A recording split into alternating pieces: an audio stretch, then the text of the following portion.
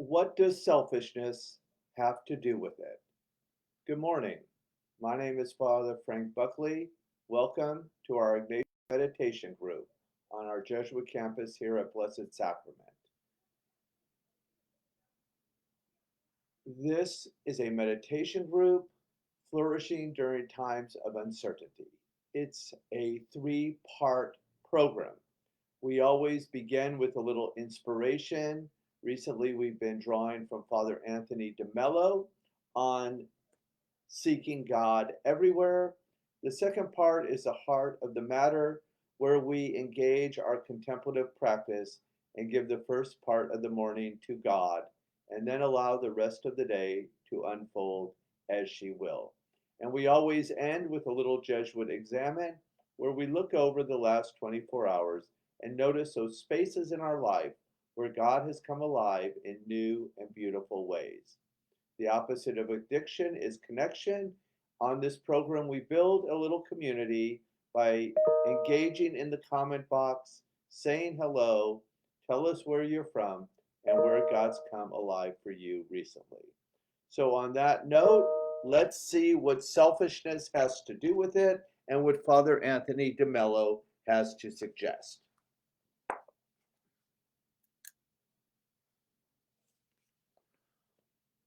All the pain in the world comes from selfishness. Let me read that again. He didn't say some of the pain. All of the pain in the world comes from selfishness. And if we do not tackle sin and selfishness, we just tackle symptoms. We can pass the best laws in the world. We can attack all the structures we like. But if we have not changed the hearts of people, what we have done is like taking a lunatic and tying him up. We have not cured him of his madness. The cure will come when we can change his heart. So, this is what Jesus is moving toward, saving people from their sins, from themselves. For this, my blood of the covenant, which is poured out for many for the forgiveness of sins. He is doing that so that sin may be forgiven.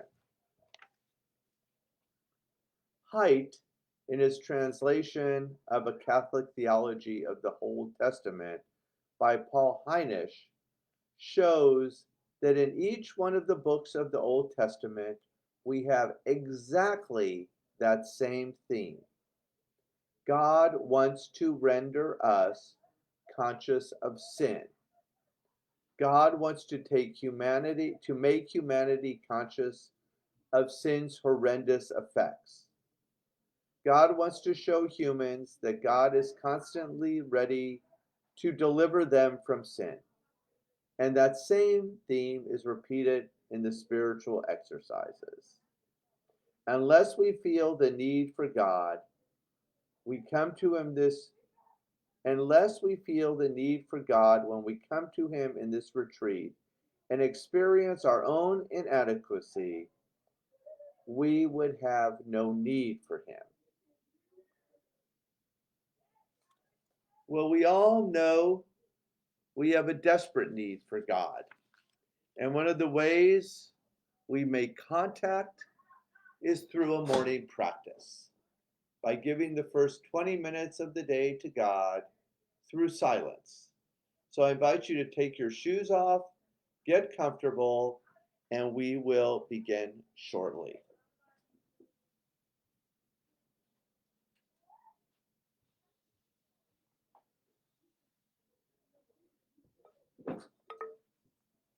I invite you to unplug. I am setting the timer for 20 minutes, so no one has to worry about that.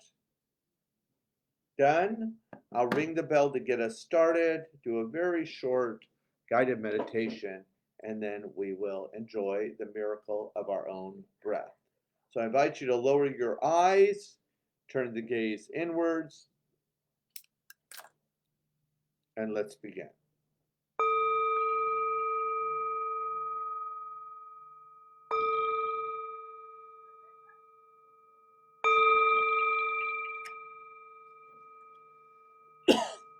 Listen, listen, The sound of this beautiful bell gently returns us to our true home. To get grounded in the middle of this pandemic, let's begin with 3 diaphragmatic breaths, breathing deeply as possible into the lower belly 3 times. Inhale, open mouth, exhale. Beautiful. 2 more times. Inhale and exhale.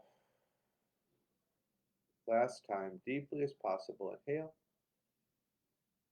and exhale, bringing fresh oxygen to the brain and the body. Continue to breathe on your own. Focus on an intention for this morning's practice. St. Ignatius invites us to ask God for what we most deeply desire, being courageous enough to ask God for something great and beautiful today.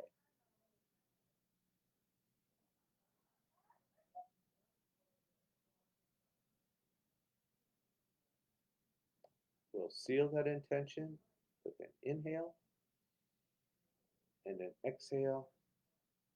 Continue to breathe on your own. Engage your sacred word. Listen to the sounds around you and enjoy the miracle of a contemplative practice. Please continue.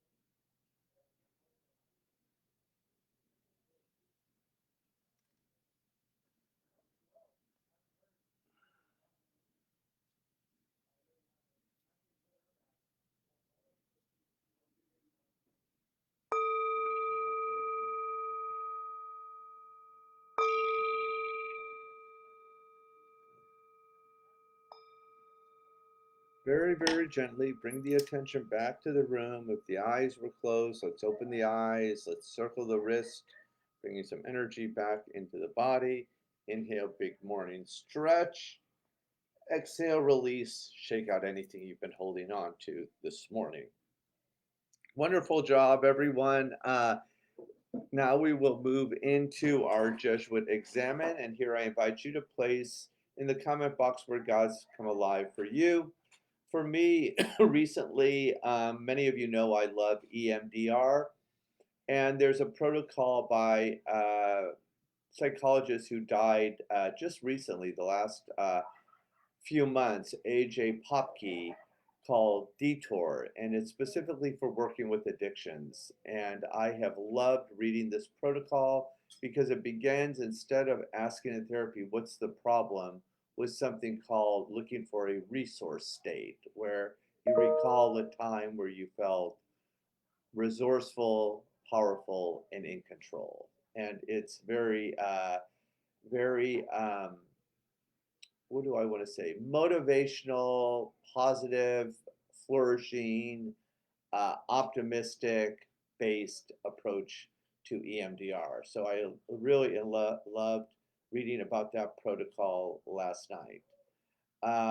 Also, I found out from my niece that she made the singles tennis team for Immaculate Heart, which is great because she's played since freshman year as in doubles, and this year will be for her junior year getting to finish up with singles. So that makes me very happy. Her mom was a huge tennis player, so I know her mom will be smiling from heaven. And then last but not least, I really loved our inspiration this morning from DeMello, where he talks about the reason for all the pain in the world is selfishness. It's not always easy to look at this, but once we look at it and shine the light on it, we get some clarity and our lives shift. We're transformed. One of my favorite lines in the big book of Alcoholics Anonymous is selfishness, self centeredness, that is the root of our problems. And one of the best ways I know to move in the opposite direction is through a contemplative practice. And it really helps to have a community. Thank you for tuning in this morning. Hope you have a beautiful Wednesday. Today is going to be a great day. I cannot wait to see you tomorrow. God bless you.